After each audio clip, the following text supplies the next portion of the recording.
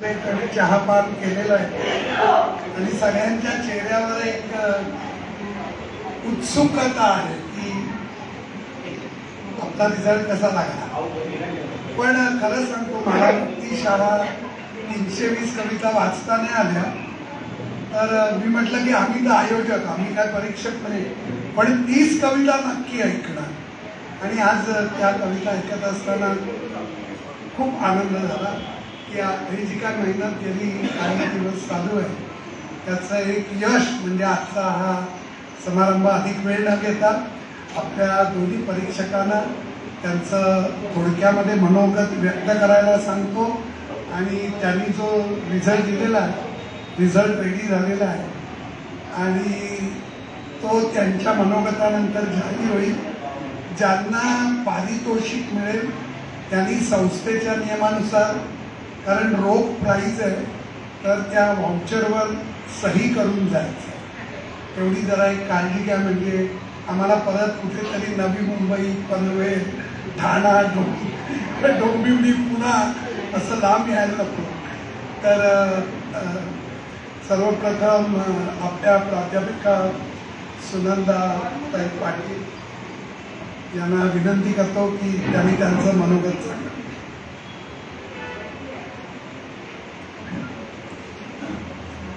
नमस्कार मंडळी. आजचा कार्यक्रम अतिशय उत्तम झाला. आणि कार्यक्रम एवढ्यासाठी म्हणेन की स्पर्धा होती पण एक निकोप स्पर्धा झाली, त्यामुळे त्याला कार्यक्रम असं मला म्हणावंसं वाटलं.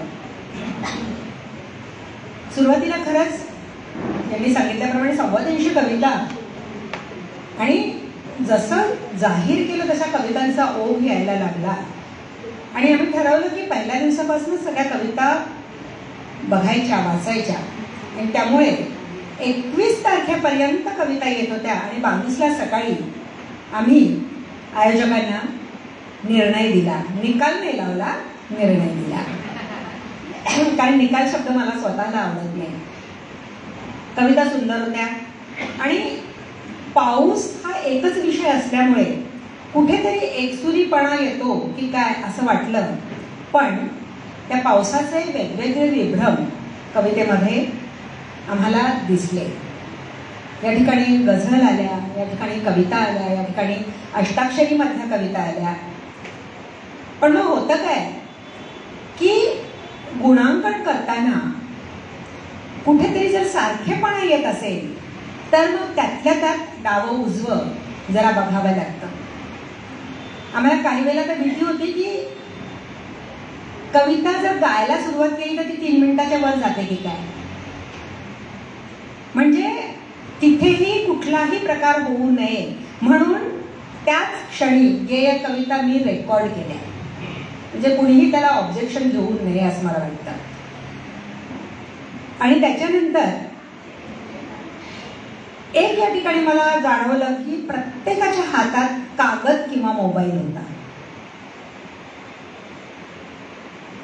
मला असं म्हणायचं आहे की प्रत्येक जण या ठिकाणी आलेला सुशिक्षित आहेत, सगळेजण शिकलेले आहेत. आपल्याला लहानपणच्या कविता आजही आठवतात, पाठ होतात. आणि प्रश्नाच्या प्रश्न, उत्तराच्या उत्तर, उतारेच्या उतारे आपण पाठ केले. कित्येक कवीच्या आजही गाई पाण्यावर काय म्हणून आल्या जर सुरुवात केली तर अख्खीच्या अख्खी कविता लोक पाठ म्हणतात. किंवा लक्ष्मीबाई टिळकांची ही भरली घागर तुझ्या शिरावर बाळे सुरू केलं, किंवा श्रावण बाळाची कविता म्हटली, किंवा गह पाटलांची कविता म्हटली. या सगळ्या श्रावण मासी तर सगळ्यांना पाठ आहेच, सागरा प्राण तळमळला सगळ्यांना पाठ आहे. मग आमचीच 20 ओळींची कविता पाठ का असू नये, हा खूप मोठा प्रश्न आहे. आणि हा प्रश्न मला नाही पडलेला, माझे गुरु ज्यांच्याकडनं मी गझल तंत्र शिकले, गेली 50 वर्ष मी गझल लिहिते. सुरेश भटांना कागद घेऊन किंवा पुस्तक घेऊन गझल म्हणताना कधी ऐकलंच नाही. अरे तो तू शेर ऐकला का, अरे नाही ग अगं तो ती गझल नाही का ती अशी अशी, आणि म्हणायला लागायचं. तर त्यांना त्या कविता पाठ असतात, किंवा पाडगावकरांच्या कविता ऐकल्या, किंवा अनेकांच्या कविता आपण दवणे स्वतः ज्यावेळेला भाषण देतात त्यांचं भाषण तर काव्यच असतं, कितीतरी कविता. आणि आता परवाच कवितांचा कार्यक्रम झाला, त्यातले दोन्हीही गेस्ट कितीतरी कविता स्वतःच्या दुसऱ्यांच्या पाठ म्हणत होते आणि आम्हाला आमची कविता पाठ नसते. हे फार खेदाजनक आहे. क्रमांक असो की नसो, पण आपली सादर करण्याची कविता, स्पर्धेची कविता ही पाठ असावी आणि कागद घेऊ नये. कारण होतं काय, मी जर हे कागद घेतले, ह्या कागदावर जर मी कविता म्हणती आहे आणि मला यांच्याकडे पाहून कविता म्हणायची आहे, मग ती कविता अशी पहिले अशी यांच्याकडे पाहिजे, मग अशी पाहते आणि मग त्या रेकॉर्डिंगमध्ये माझं असं असं असं असं होतं आणि हळूहळू ते असं जातं मग. आणि माझा चेहरा कोणाला दिसत नाही, माझं विभ्रम कोणाला दिसत नाही, माझ्या चेहऱ्यावरचे हावभाव कोणाला दिसत नाही. मी जरा तिखट बोलते असं वाटत असावं, पण एका स्पर्धेने काहीही बिघडत नाही. एका पाण्याने जसं सगळी पिकं येत नाहीत, तसंच हे पुढे लक्षात ठेवा. आणि नाही म्हटलं तरी 22ला रिझल्ट कळल्यानंतर 4 दिवस आपल्याकडे होते आणि एक तेवढी माझ्या नातीचं मी पाठांतर घेते त्यावेळेस तेच असतं की तुला शाळेची कविता पाठ करायची, ती झालीच पाहिजे कविता पाठ. आणि ते जर असेल तर तुमचं सादरीकरण खूप छान असतं. कारण काय होतं की कविता आम्ही निवडली कवितेच्या निकषावर, पण आत्ताच जे गुण होते ते तुमची अभिव्यक्ती, तुमचं सादरीकरण यावरही ते गुण जात असतात. त्यामुळे किमान मी एक पथ्य पाळते मला की माझ्या सगळ्या कविता पाठ नसतील, पण माझा कार्यक्रम जेव्हा मी करते गझलांचा किंवा माझ्या कवितांचा किंवा आठवणीतल्या कवितांचा एक टिपण म्हणून सोबत असावं. मी नाही म्हणत नाही, कारण विसरू शकतं माणूस. तुमच्या हातात एक छोटंसं कागद असेल, ठेवा ते कागद, हरकत नाही. अगदीच विसरलात तर थोडंसं नजर टाकायला, पण ती संपूर्ण जर कविता तुम्ही पाहून म्हणत असाल तर मग कुठेतरी गडबड होते, मग 19-20 व्हायला लागतं. तेवढं लक्षात घ्या. आणि आज हा जो कार्यक्रम झाला, आज ह्या स्पर्धा झाली, अतिशय निकोप स्पर्धा. आयोजकांनी खूप खूप मेहनत घेतली या ठिकाणी आणि माझ्या लेकाचा कलिगच आहे पंकज, त्यांनी पण मदत केली. अतिशय बिझी माणूस आहे, त्याला 4 तास तरी झोपायला मिळतात की मला माहिती नाही, पण त्यातही माई असं आहे, ठीक आहे एवढे नंबर द्यायचे किंवा काय करायचं. आम्ही बोलत होतो रात्री 12-12, 1-1, 2-2 वाजता आम्ही बोललोय आणि तो रिझल्ट आम्ही काढलेला आहे. अतिशय लांबून इथून लोक आले आणि शेवटी काय असतं की प्रत्येकाला आपलं मूल प्रिय असतं. माझी कविता ही उत्तम होती, पण मला गुण का नाही मिळाले असं वाटू शकतं. परीक्षकांची नजर कदाचित वेगळी असते, माझी नजर वेगळी होती, याची नजर वेगळी होती, असं होऊ शकतं. किंवा ऐकणाऱ्यांची नजर आणि कान हे वेगळे असू शकतात. तर एवढं लक्षात ठेवा. आणि मी इथे जास्त वेळ घेणार नाही, कारण वेळेत आपल्याला सगळं संपवायचं आहे. मी पंकजकडे माहिती देते आणि थोड्याच वेळात या ठिकाणी रिझल्ट येणार आहे, निर्णय तुम्हाला कळणार आहे. धन्यवाद. आम्हाला गझल ऐकायला धन्यवाद माहिती म्हटलं की आमची नजर वेगळी होती, लेकिन हमारा नजरिया एक था. आणि त्यामुळे आमच्या कवितांची पारख करताना आम्हाला काही फार अडचणी आल्या नाही. मी वर्षाताईंना जरा 2 मिनिटं आतमध्ये बोलवीन. वर्षाताईंना 2 मिनिटं आतमध्ये बोलवीन, कारण 2 मिनिटं तुमची घेणार आहे. कारण 350 कविता दिवसरात्र वाचल्यानंतर परीक्षकांनी 5-5 मिनिटं बोलावं हा स्वाभाविक, नैसर्गिक आणि हवा असलेला न्याय असं मला वाटतं. त्यामुळे खरं तर माईची माफी मागतो आणि मोबाईलमध्ये बघतो, कारण 4 ओळी आहेत पण त्या माझ्या पाठ नाही आहेत. माई सॉरी. माझी मराठी माझी सजणी, वर्षाताईसाठी आहे. माझी मराठी माझी सजणी, माझा बाणा माझी वाणी. माझी मराठी माझी सजणी, माझा बाणा माझी वाणी. वीर शिवाला घडवणाऱ्या जिजाऊची ती कहाणी. तू दुर्गा तू नारी, पूरी दुनिया की ताकत है तुझे में समाई. तू दुर्गा तू नारी, पूरी दुनिया की ताकत है तुझे में समाई. माझ्या भीमरावाला साथ देणारी त्याची लाडकी ती रमाई. किताब से जोड़ा रिश्ता, माई वरती बघून पण बोलतोय. किताब से जोड़ा रिश्ता और सिखाई नेकी. किताब से जोड़ा रिश्ता और सिखाई नेकी. तुम्हा पुढे नतमस्तक मी, तुम्ही सावित्रीच्या लेकी. तुम्हा पुढे नतमस्तक मी, तुम्ही सावित्रीच्या लेकी. खरं तर पटकन होतो तो बदल असतो आणि हळूहळू होतं ते परिवर्तन असतं. म्हणजे एखाद्या क्षणिक इम्प्रेशनमुळे किंवा एखाद्या क्षणिक विचारसरणीमुळे किंवा प्रभावामुळे जो होतो तो बदल असतो. वैचारिक प्रगल्भतेमुळे अनुभव संपन्नतेने जे होतं त्याला परिवर्तन म्हणतात. आणि बदल हा कायमस्वरूपी नसतो, तो टेम्पररी असू शकतो, तात्पुरता असू शकतो, पण परिवर्तन हे कायमस्वरूपी असतं. त्यामुळे ज्या पद्धतीने हा उपक्रम ताई इथे चालवतायत, सर्व सहकारी आहेत, जोशी साहेब आहेत, हर्डीकर आहेत, पास्टेकर आहेत, सगळेच सहकारी आहेत ज्यांच्या माध्यमातून हा उपक्रम, वेगळे उपक्रम तुमचे चालतात, त्याबद्दल नक्कीच अभिनंदन. मगाशी तुम्ही एक वाक्य, तुम्हाला बोलवण्याचं कारण खरं हेच होतं, मी कट्टर गोरेगावकर आहे, 7 पिढ्या गोरेगावमध्ये गेलेल्या आहेत माझ्या. त्यामुळे हे गोरेगाव ताई अण्णाभाऊ साठेच्या वास्तव्याने, ते अगदी अण्णाभाऊ साठे असतील, उत्तम पाचरणे असतील, प्रल्हाद शिंदे असतील, आनंद शिंदे असतील, मिलिंद शिंदे असतील, आदर्श शिंदे असतील, अजय अतुल असेल, अलका कुबल असतील, सुनील बर्वे असतील, अलका कुबल आहे, त्याच्यानंतर घाणेकर, म्हणजे नाही साधना सरगम, खरं त्यांचं नाव साधना घाणेकर गोरेगावच्या, सुदेश भोसले गोरेगावचे, अनेक दिग्गज गोरेगावचे, आणि योगायोगासाठी पंकज दळवी पण गोरेगावचे. त्यामुळे तुम्ही मागाशी म्हणाला गोरेगाव जरा टोकाला आहे, पण मी थोडंसं एक ऍडिशन करीन, गोरेगाव सर्वोच्च टोकावर आहे. त्यामुळे जस्ट रेक्टिफिकेशन ऑफ एरर. खरं तर पावसांच्या कवितेचा कार्यक्रम होता. सांगितलं असतंस मला तर डोळ्यातच भेटलो असतो तुला, सांगितलं असतंस मला तर डोळ्यातच भेटलो असतो तुला, पावसात भिजत येण्याची काय गरज होती.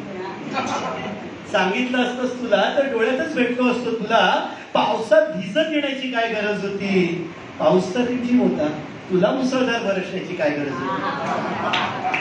खरं तर टिपिकली मी सांगणार नाही की कवितांचा पाऊस पडला बिडला, कविता खूप होत्या, भरपूर आल्या. म्हणजे मजेने म्हणतात ना की आता 50 लोकांमध्ये जर का दगड मारलं तर 45 लोक कविता लिहिणारी कवी असतात, अशातली ही गोष्ट आहे. पण खरंच खूप चांगला अनुभव होता.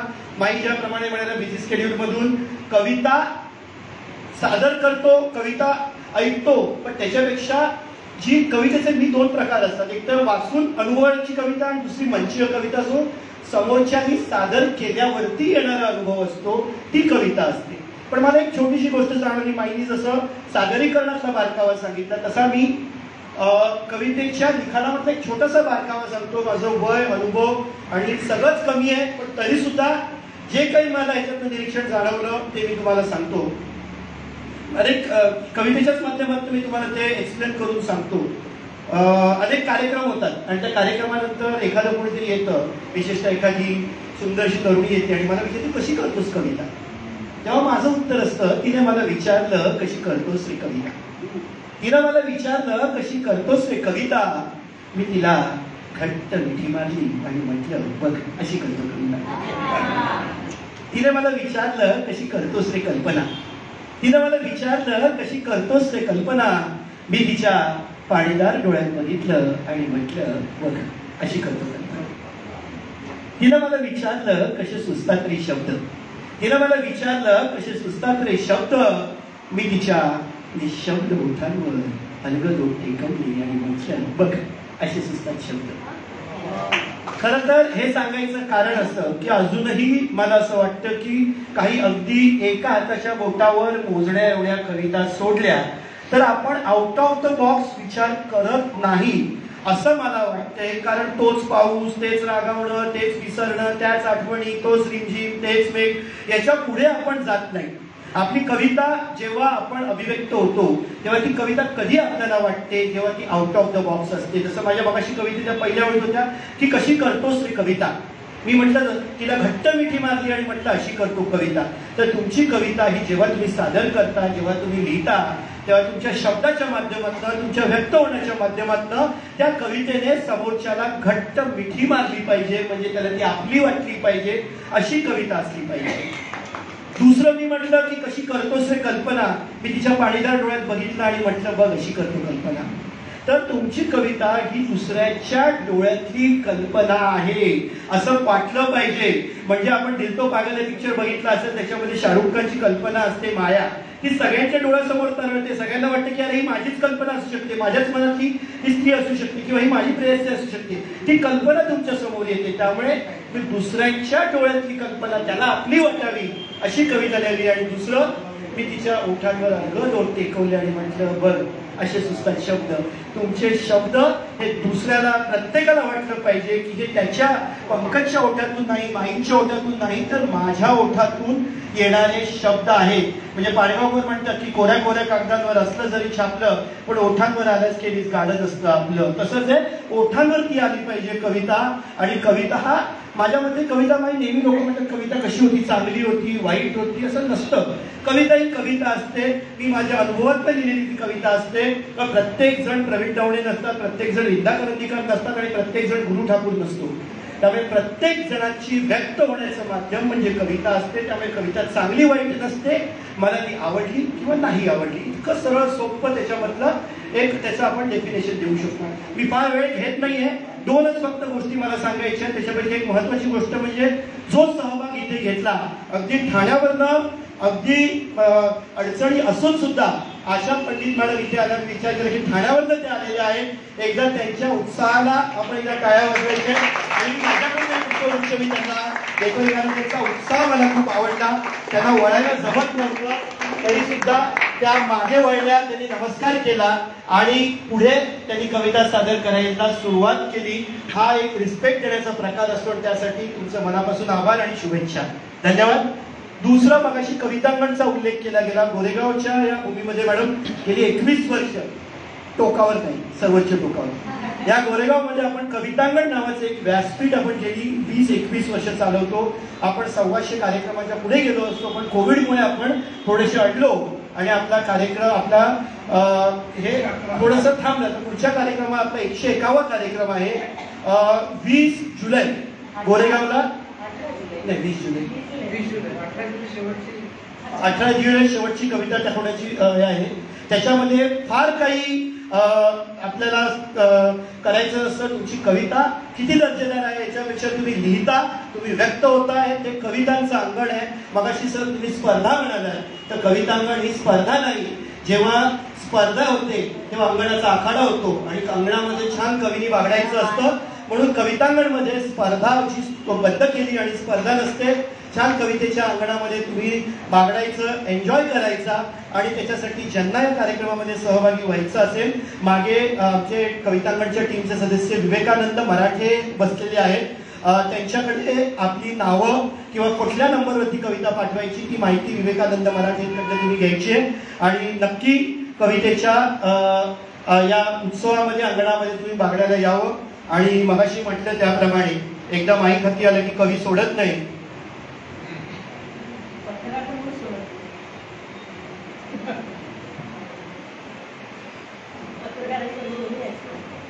तर एक छोटीशी कविता सादर करतो. 20 जुलैला गोरेगाव पश्चिम प्रबोधन क्रीडा भवन नावाचे एक चांगली छान वास्तू आहे, त्याच्यामध्ये आपला कार्यक्रम असतो आणि खूप मोठा कवितांगण परिवार आहे. 50-100वा कार्यक्रम गेल्या 8 महिन्यात पार पडला. दर 2 महिन्यानंतर एक कवी संमेलन असतं. तर काही माहिती हवी असेल पाठी विवेकानंद मराठे आहेत, ते सगळी माहिती तुम्हाला देतील, नंबर देतील. त्यांचा नंबर घेऊन ते मेसेज तुम्हाला देतील, त्याच्यावरती कविता तुम्ही पाठवा. माहिती पुन्हा एकदा तुमची क्षमा मागून मोबाईलमध्ये बघतो. कवितेचं नाव आहे पाऊस असतो कसा. म्हणजे कसं आहे, पाऊस असतो कसा. पाऊस असतो कसा, तो दिसतो कसा, तो पडतो कसा. पाऊस असतो कसा, तो दिसतो कसा, तो पडतो कसा. शाळेतला मुलगा म्हणाला बाष्पीभवनामुळे पाऊस. शाळेतला मुलगा म्हणाला बाष्पीभवनामुळे पाऊस पडतो. तर आमदार साहेब बोलले पाऊस विधान भवनामुळे पडतो. शाळेतला मुलगा म्हणाला बाष्पीभवनामुळे पाऊस पडतो. तर आमदार साहेब म्हणाले पाऊस विधान भवनामध्ये पडतो. वेधशाळेत जरी दिसला नाही तरी आमच्या आश्वासनात नक्की असतो. शिक्षकांनी तर H2O ची व्याख्या समजावून सांगितली. शिक्षकांनी तर H2O ची व्याख्या समजावून सांगितली आणि त्याला विचारलं तर तो तिच्या डोळ्यातल्या पावसाविषयी बोलू लागला. तरी पाऊस काही कळत नव्हता. कुणालाच माहिती नव्हतं पाऊस असतो कसा, तो पडतो कसा, तो दिसतो कसा. अनेक दिवस पाऊस न पाहिलेली माणसं दिसली. अनेक दिवस पाऊस न पाहिलेली माणसं दिसली. अनेकांनी म्हणे डोळ्यातील कोरड्या पावसावरच पिकं काढली. अनेकांनी पाऊस न पाहिलेली माणसं दिसली. अनेकांनी म्हणे डोळ्यातील कोरड्या पावसावरच पिकं काढली होती. पण यंदा तो पाऊस कुठेच दिसला नाही. दिसला नाही. आश्वासनांची अतिवृष्टी झाली. पॅकेजेसचा महापूर आला. शेवटी मी न राहून शेतकऱ्याला विचारलं भाऊ हा पाऊस असतो कसा. भाऊ हा पाऊस असतो कसा. अनेक पावसाळे पाहिलेल्या भाऊनं पोट पडक्या झोपडीतील, पोट खपाटीला गेलेल्या आई बापाला फासावर लटकताना पाहिलेल्या शुष्क डोळ्याच्या बाब्याकडे बोट दाखवलं.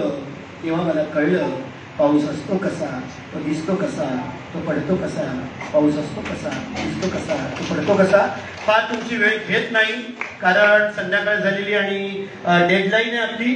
मी निकाल जाहीर करण्याआधी माईंना विनंती करतो की त्यांनी त्यांची माई म्हणण्यापेक्षा गझल नंदा सुनंदा पाटलांना विनंती करतो की त्यांनी गझल. मी एक कविता घेणार आहे.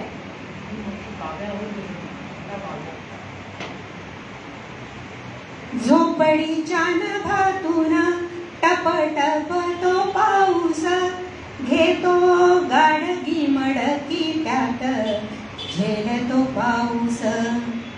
मायवली चिंब माझी शिवारातून परते. मायवली चिंब माझी शिवारातून परते. तेच धडू ते पिळून लाज अंगाची झाकते. भिजलेला काडी फाटा शिरगता शिरगेना. उभ घरट्यास नाही आग लाकडा लागेना. फुकलीन फुकताना धूर भरला घरात. तवा राणीचा पाऊस दिसे मायेच्या डोळ्यात. एक वला एक कच्चा घास जाई घशाखाली. एक वला एक कच्चा घास जाई घशाखाली. वला मायेचा पदर माझी वाकळ झालेली.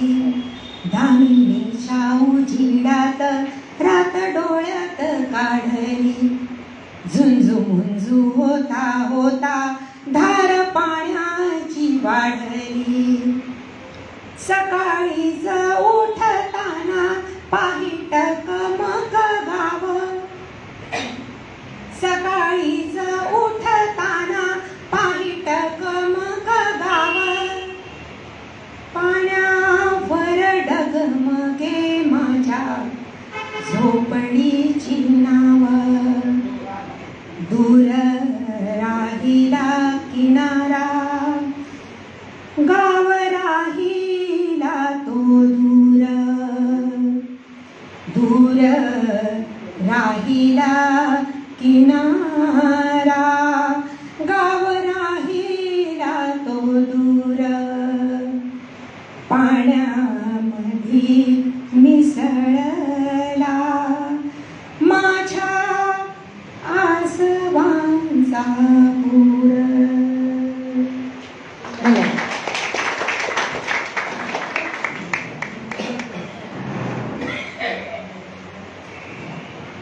पाऊस कुणाला कधीच कळला नाही.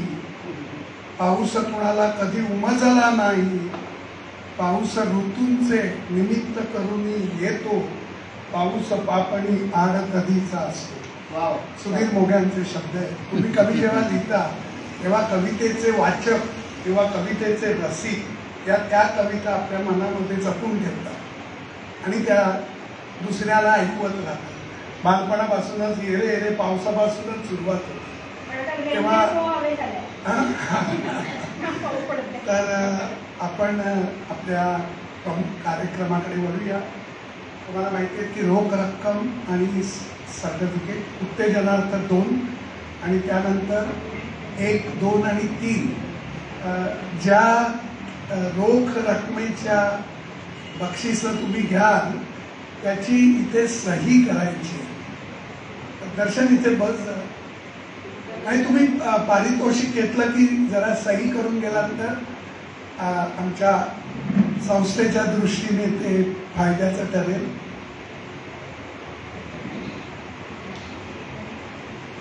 मी प्रथम उत्तेजनार्थ बक्षीस आहे ती जाहीर करतो. आमच्या परीक्षकांच्या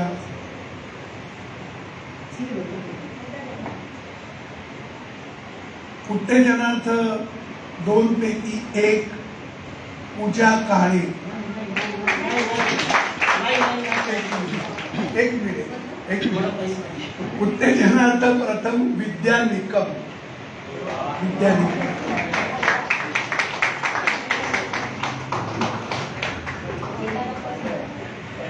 प्रशस्तीपत्र घेतल्यावर जरा कार्यक्रम संपल्यावर आमच्या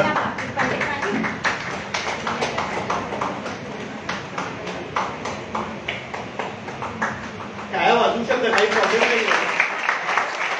त्या हिंदी ऑर्केस्ट्रामध्ये एक शेर नेहमी सांगितला जातो, तो सांगू नये असं असतं पण नेहमी तो सांगितला जातो. वो ससुराल क्या जिसमें साली ना हो और वो महफिल भी क्या जिसमें ताली ना हो. एकदा टाळ्या वाजवायच्या तर पुढचं पारितोषिक देणार नाही. नक्की आहे, प्रत्येक एकाच्या टाळ्या वाजल्या तरच पुढचं पारितोषिक.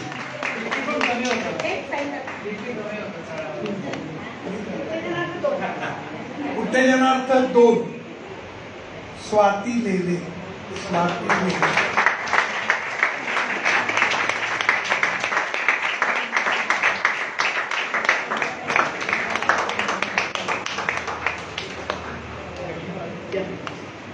हमारा ते पाकिट पण नाही असे ना.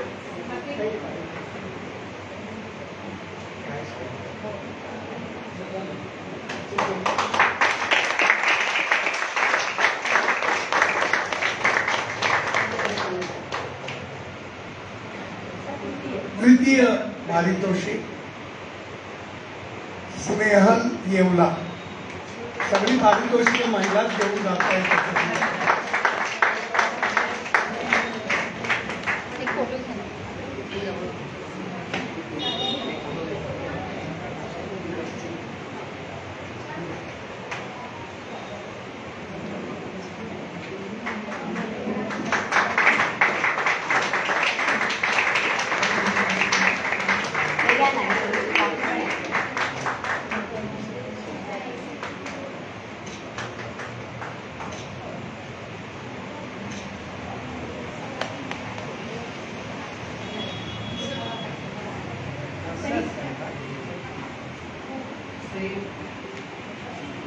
सगळ्या महिलाच पारितोषिक घेऊन जात आहेत.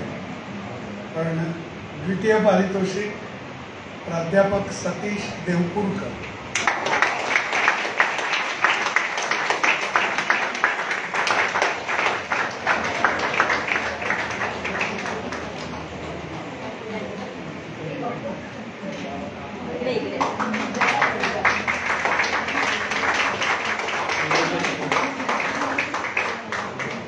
अनावधानाने मी पहिलं पारितोषिक आधी जाहीर केलं आणि तुम्ही ते ऐकलंय.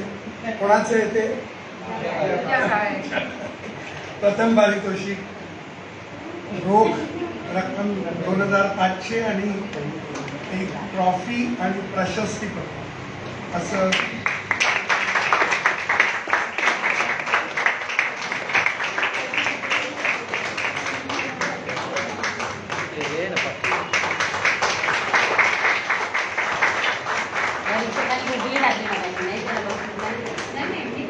ते खूप मोकळ्या मनाचे आयोजक आहे, त्याच्यावर स्पष्ट झालं.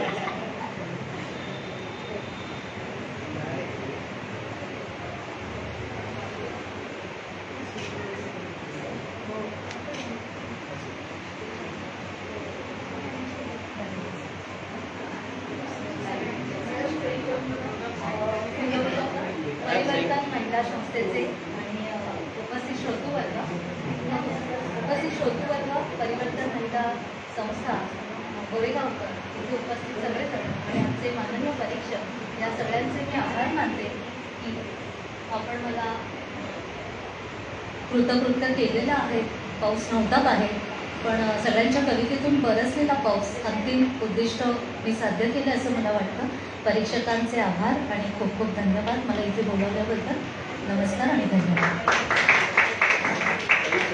अक्षरे सांधुनी ओली शब्दांचे रावळ झाले. अक्षरे सांधुनी ओली शब्दांचे रावळ झाले. अर्थाच्या गाभाऱ्याशी कवितेचे विठ्ठल आले. आणि हे विठ्ठल आलेले सगळेच या ठिकाणी पुरस्कार विजेते जे आहेत त्यांना मी विनंती करते त्यांनी इथे यावं आणि आयोजकांसोबत एक फोटो त्यांचा व्हायला हवा आहे, छायाचित्र हवं आहे असं देवदत्त जोशी यांनी आम्हाला सांगितलं. त्यामुळे सगळ्यांनी इकडे यावं. आभार आणि असा फार मोठा नाही, कवितेतून सांगतो कि यारो मैं बहुत कहना चाहता हूँ पर कह सकता नहीं, और आश्चर्य है चुपचाप भी मैं रह सकता नहीं. बस अंत में यह विनंती छोड़कर बातें सभी हम परिवर्तन महिला संस्था है आपके लिए याद करो कभी कभी. सगळ्यांचे धन्यवाद, आभार. असायदान होईल, त्यानंतर फोटो काढण्यात येतील. हा, कोणाला बोलायचं प्रेक्षकांच्या वतीने?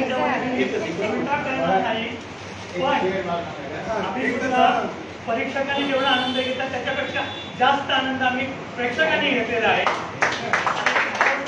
या स्पर्धेमुळे प्रोत्साहित होऊन अनेकांनी स्वतःहून कविता सुरुवात केली आहे. तिथे मी हे सुद्धा आपल्या कार्यक्रमात येत आहे. आणि शेवटचं वाक्य भाव्य नाही पण भव्यमय होणार आहे. धन्यवाद म्हणण्याची औपचारिकता करत नाही, पण आपण सगळे धन्य झालो यात वाद नाही.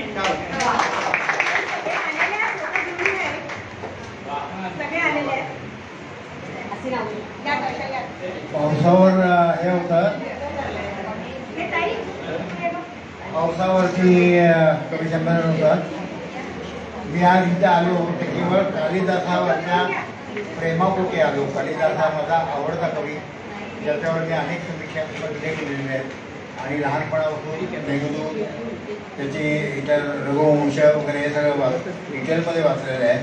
पावसावर 2 शेर ऐकवण्याचा मला मोह होतो. मगाशी कवितेमध्ये इतर काही बोलायचं नाही म्हणून सांगितलं होतं, आत्ता संधी घेतो. हा कसा मूळमूळ रडल्या सारखा पाऊस पडतो. हा कसा मूळमूळ रडल्या सारखा पाऊस पडतो. पावसाने पावसाच्या पायरीने कोसळावे.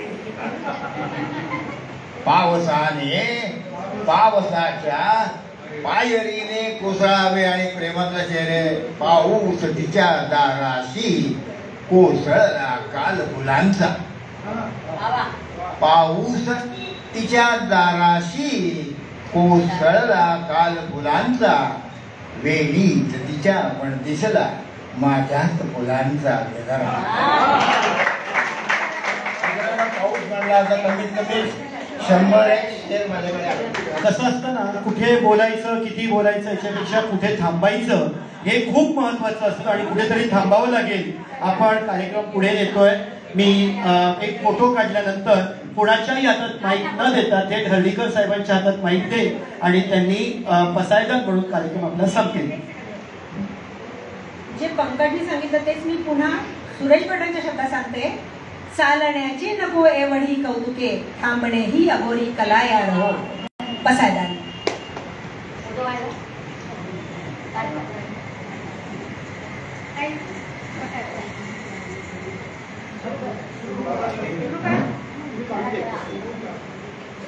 आता विश्वात्मके देवे येणे वाग्यज्ञे तोषावे. तोषो निमल द्यावे असायदान हे. जे फळांची व्यंकटी सांडो तया सत्कर्मी रती वाढो. भूता परस्परे पडो मैत्र जीवांचे. दुरितांचे तिमिर जाओ विश्वधर्म सूर्ये.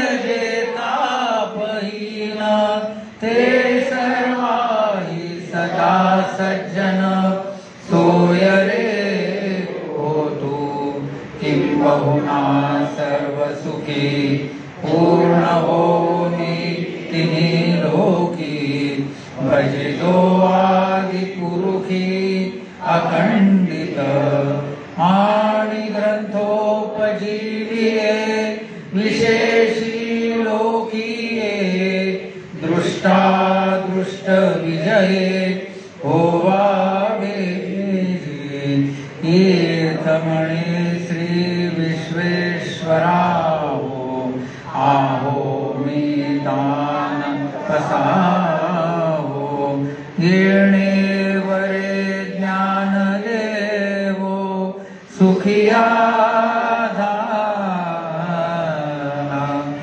ओम शांति शांति शांति हरिओम. शुभरात्री. कार्यक्रम कवितांगणचे श्री विवेकानंद मराठे मागे उभे आहेत. त्यांच्याशी संपर्क साधून कवितांगणचा कार्यक्रम कुठे आहे काय त्याबद्दल माहिती करून घ्यावी सर्वांनी. धन्यवाद. सर्वांचे धन्यवाद. परीक्षकांचे धन्यवाद आणि सर्व मान्यवरांचे धन्यवाद. प्रेक्षकांचे पण सर्वांचे आल्यावर त्याच्यात सगळे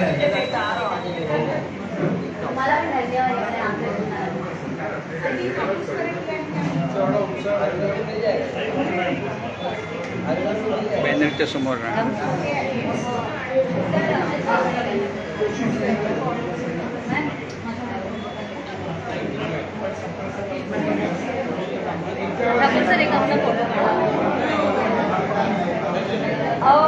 आम्ही टोकाला मी नाही तुम्ही आम्ही टोकाला आम्ही टोकून फोटो का व्हिडिओ घ्यायचा आहे. फोटो का व्हिडिओ घ्यायचा आहे. पंकज सर मॅडम अपना अपना नजरिया होता है.